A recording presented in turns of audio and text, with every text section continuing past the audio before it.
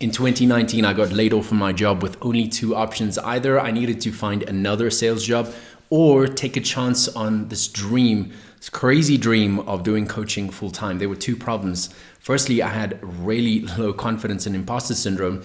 And secondly, I knew nothing about coaching and nothing about online business. But I was quite stubborn at the time, so I decided to take the chance on my dream and try and build a coaching business from scratch. Luckily, I was fortunate enough to have mentors that were guiding me through the process. And so about 3 months later, I got my first paid clients and I officially registered and launched my coaching business. A quick disclaimer is that I was actually really lucky and it could have turned out way, way worse.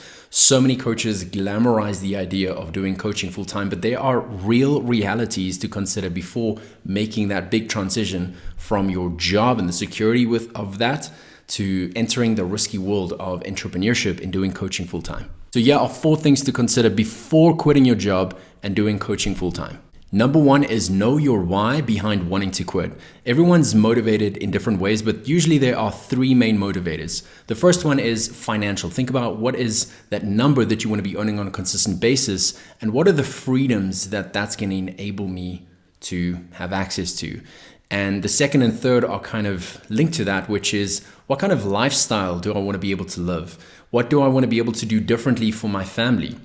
And then, of course, impact, right? What is the legacy that I want to leave? What kind of impact do I want to make? How large is that? What is the vision behind that? Then you want to ask the critical question, which is, are these factors compelling enough for me to make this big jump and temporarily lose my financial security? Number 2 is know your numbers. You don't need to be a financial genius, but you do need to have just a little bit of financial intelligence.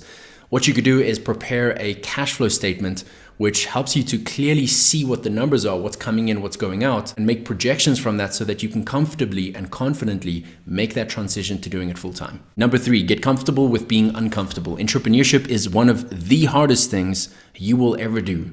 I can think of few things that push you harder, that test you more, but also accelerate your growth more than building an online business, and especially as a coach. And so you want to make your discomfort zone your new comfort zone. And finally, number 4, get used to loneliness. Entrepreneurship requires great leadership, and leadership can be very, very lonely. Very few people cheered me on when I decided not to find another job and instead do coaching full time. In fact, there were very close family members who thought I had gone completely mad. Remember, not everyone sees the vision that you see. It's your dream, not theirs. So consider those 4 things before quitting your job to do coaching full time. It's definitely not for everyone, so make sure it's what you really, really want.